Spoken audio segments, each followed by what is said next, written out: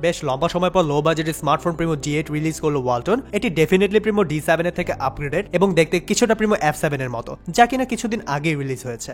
Review শুরু করার আগে একটা কথা বলে নিই, কারো যদি নর্মাল ইউসেজের জন্য একটি হ্যান্ডি ফোন প্রয়োজন হয়ে থাকে তাহলে Primo D8 definitely best option. বরাবরের মতো আমি রাফি থাকছি ওয়ালটন প্রিমো D8 এর একটি ফুল রিভিউ নিয়ে অ্যান্ড্রয়েড টোটো কোম্পানির পক্ষ থেকে। রিভিউটি শেষ পর্যন্ত আমাদের সাথেই থাকুন।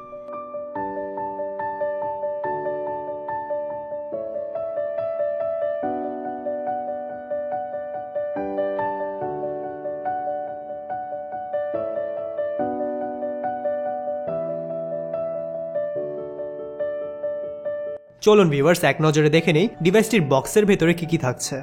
প্রথমেই পাবেন D8 ডিভাইসটি, তারপর একটি ওয়ারেন্টি কার্ড, USB কেবল, হেডফোনস এবং চার্জার অ্যাডাপ্টার।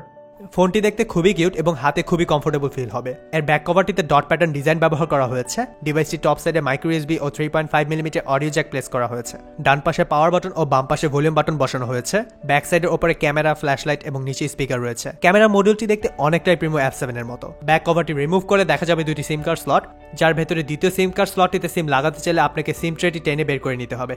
তার সাথে থাকছে একটি SD কার্ড স্লট ও 1300 mAh removable lithium ion battery. Front প্যানেলে থাকছে 4 inch display, front camera, earpiece এবং টাচ ক্যাপাসিটি বাটনস।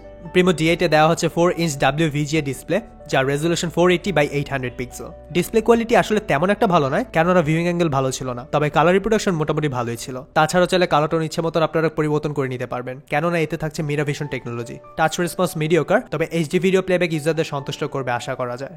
প্রাইস অনুযায়ী ফোনটির প্রসেসর বেশ ভালো মনে হয়েছে। মিডিয়াটেক MT6580 চিপসেট ব্যবহার করা হয়েছে, যা একটি কোয়াড কোর প্রসেসর রানিং এট 1.3 GHz। সাথে জিপিইউ হিসেবে থাকছে Mali 400, মাল্টিটাস্কিং এর জন্য থাকছে 512 MB র্যাম। স্টোরেজ থাকছে 4 GB, যেখানে 1.3 GB ইউজার অ্যাভেলেবল। প্রাইস অনুযায়ী এর হার্ডওয়্যার মোটামুটি ভালো মনে হয়েছে আমার। Antutu ও Nina Mark II এর স্কোর ছিল যথাক্রমে 19371 এবং 56.5 FPS। গেমিং ছিল মোটামুটি, ছোট গেমগুলো সহজেই খেলা যাবে এতে। তবে এর ব্যাটারি ব্যাকআপ ছিল বেশ ভালো, ফুল চার্জে সহজেই একদিনের বেশি ব্যবহার করা যাবে ফোনটি। ব্যাক ক্যামেরা হিসেবে থাকছে BSI 5 megapixel fixed focus camera with LED flashlight এবং VGA ফ্রন্ট ক্যামেরা। ক্যামেরা ইউতে প্যানোরামা ও ফেস বিউটি মোড রয়েছে। মোডগুলোর মাধ্যমে দারুণ সব ছবি তোলা যাবে। ব্যাক ক্যামেরার ফ্ল্যাশলাইটটি অন্ধকারে ভালো মানের ছবি তুলতে পারে। ফ্রন্ট ক্যামেরাতে ফেস বিউটি মোড রয়েছে সেলফি তোলার জন্য। আপনাদের সুবিধার্থে কিছু ছবির স্যাম্পল দিয়ে দিচ্ছি ভালোভাবে দেখার জন্য।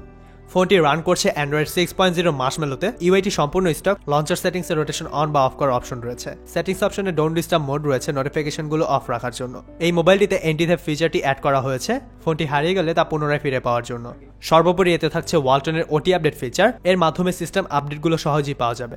এন্ট্রি লেভেল স্মার্টফোন হিসেবে প্রিমো D8 অনেক ভালো একটি ডিভাইস। যারা আসলে ফোন গেমিং বা হেভি ইউজেজের জন্য কিনে থাকেন না, তাদের জন্য প্রিমো D8 একটি আইডিয়াল চয়েস হবে। সো ভিউয়ার্স, এই ছিল ওয়ালটন প্রিমো D8 এর একটি ফুল রিভিউ। ভালো লেগে থাকলে অবশ্যই লাইক দিন এবং সাবস্ক্রাইব করুন আমাদের ইউটিউব চ্যানেলটি। আবারও নতুন কোনো ভিডিও নিয়ে হাজির হব। এখনকার মতো আমি রাফিদ বিদায় নিচ্ছি। আমাদের সাথেই থাকুন, because we are built in Android. প্রযুক্তির সাথে আগামীর পথে।